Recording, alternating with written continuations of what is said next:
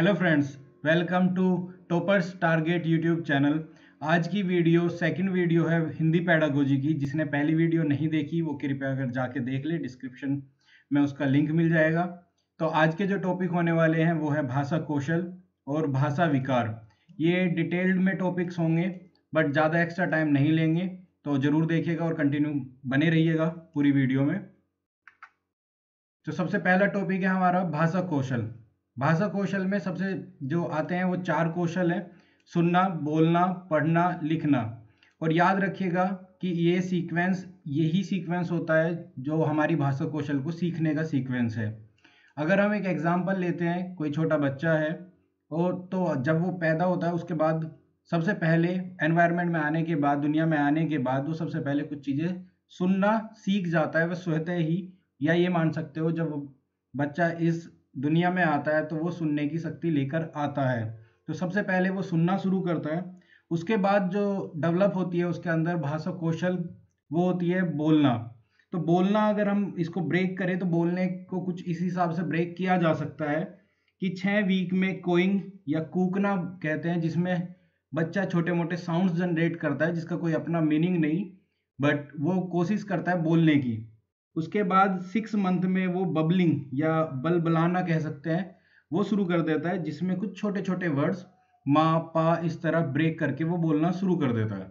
उसके बाद आता है one word stage. One word stage आती है 6 मंथ के 1 ईयर के बाद।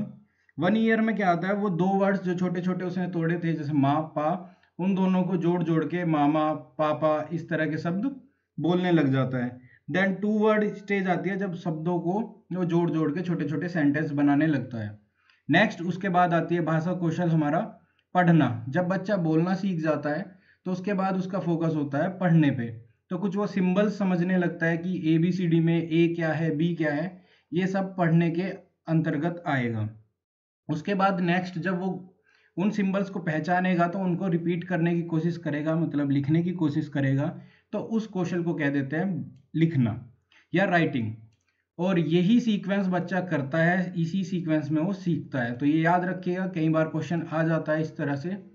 नेक्स्ट चलते हैं। तो नेक्स्ट इसको ब्रेक किया गया है भाषा कौशल को 2 पार्ट्स में, जिसको ग्रहणशील उत्पादक में डिवाइड किया गया है, या इसको कह सकते हैं प्रोडक्टिव और रिसेप्टिव। तो जो हमारा उत्पादक होता है इसको एक्टिव, और जो सेकंड हमारा है उसको पैसिव भी कहा जाता है। एक्टिव का तात्पर्य जो है वो ये है कि उसमें बच्चा कितना एक्टिव है और क्या उत्पाद करता है, क्या प्रोडक्ट जो भी है वो जनरेट करता है, तो जनरेटिव भी कहा जा सकता है। तो जब कोई बच्चा बोलता है तो वो कुछ जनरेट कर रहा है, अपने से जनरेट कर रहा है, तो वो स्पीकिंग में आता है। दूसरा राइटिंग जो होता है उसमें भी वो कुछ जनरेट करता है, आउटपुट निकालता है।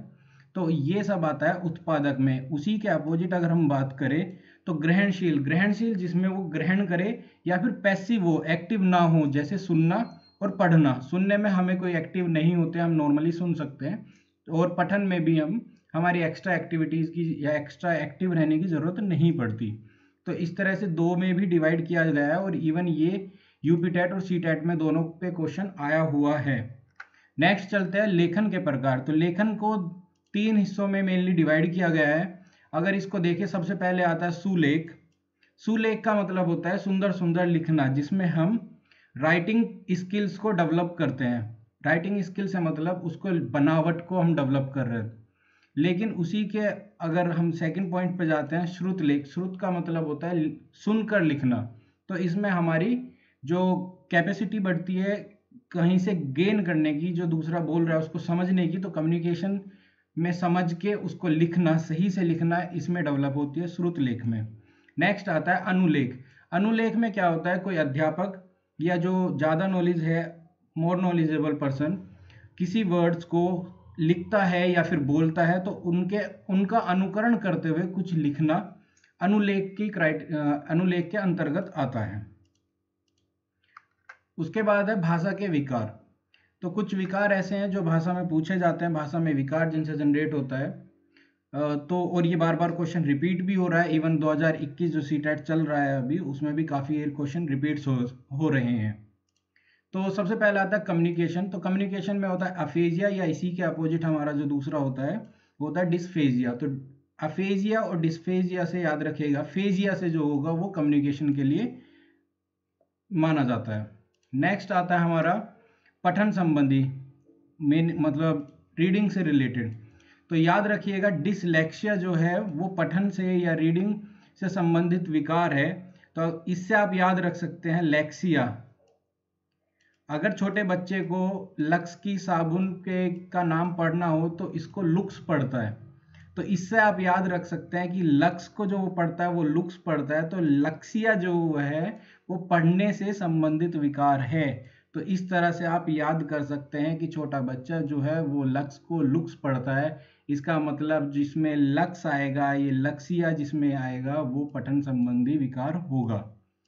नेक्स्ट चलते हैं रिटर्न संबंधित, राइटिंग संबंधित जो विकार है वो आता है अफेजिया, डिस्फेजिया, देन सिम्बोलिया, एसिम्बोलिया और डिसिम्बोलिया। इसमें आप देखेंगे ग्राफ क्या होते हैं, हमें जनरेट करने पड़ते हैं अपने हाथों से, इसका मतलब हमें ग्राफ बनाने पड़ते हैं।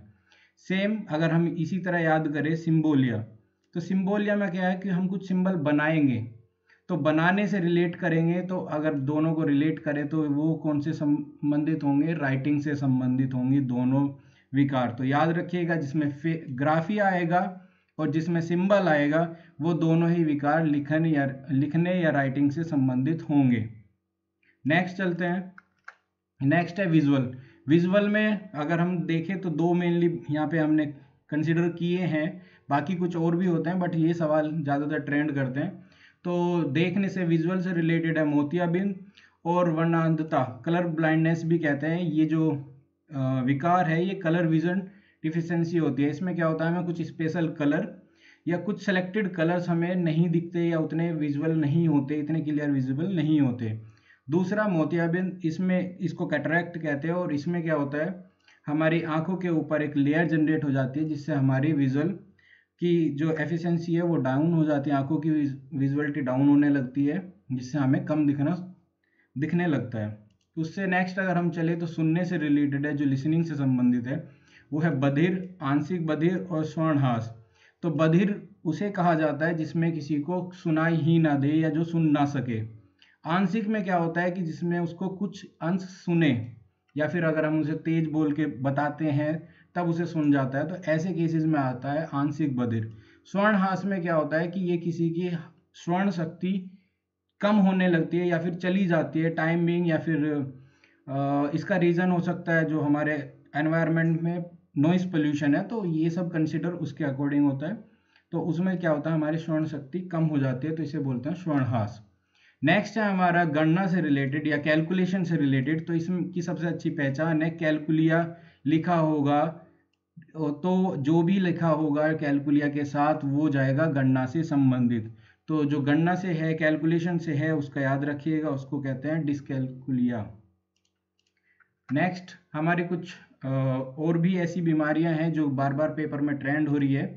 तो अगर हम देखें ADHD, attention deficit hyper activity disorder, इसमें क्या होता है कि बच्चा जो अपने कहीं किसी चीज़ पे फोकस नहीं कर पाएगा, ध्यान नहीं दे पाएगा, या अति सक्रियता रहेगी या ज़्यादा हाइपर एक्टिविटीज़ करेगा, तो ऐसे जो सिम्टम्स आएंगे वो कहलाते हैं ADHD। एफिशिएंसी जो होती है उसकी अटेंशन की वो कम होने लगती है। उसके बाद आता है डिस्मोर्फिया। डिस्मोर्फिया क्या होता है कि जो भी कोई बच्चा या बड़ा भी, एक कई बार देखा गया है कि इसमें क्या होता है कोई अपने शरीर को बार बार देखना, अपने आप को सुंदर समझना या सबसे ज़्यादा सुंदर समझना, या फिर इसके अपोजिट वो ये भी सोच सकता है कि उसके शरीर में कुछ कमी है, उसके कोई हाथ पैर या कोई अंग, आँख नाक मुंह उसके अच्छे नहीं लगते, और उस चीज़ को लेके बार बार वो चीज़ें सोचे और देखे। तो ये अगर शरीर से या सुंदरता से संबंधित उसको किसी इस तरह का डिसऑर्डर होता है तो उसको माना जाता है डिस्मोर्फिया। नेक्स्ट जो आता है डिस्प्रैक्सिया। डिस्प्रैक्सिया जो होता है वो मोटर संबंधित गत्यात्मक विकार है जिसमें उसके चलने लिखने से रिलेटेड कुछ इश्यूज हो अगर बच्चे में, तो उसे डिस्प्रैक्सिया बोला जाता है। जो LT वर्ड, लर्निंग डिसऑर्डर जो वर्ड दिया है वो सैमुअल क्रिक ने दिया है। तो ये भी कई बार क्वेश्चन ट्रेंड किया है, तो इसको भी याद रखिएगा। जो LD लर्निंग डिसऑर्डर जो वर्ड दिया हुआ है वो सैमुअल क्रिक ने दिया हुआ है। आज की वीडियो में इतना ही।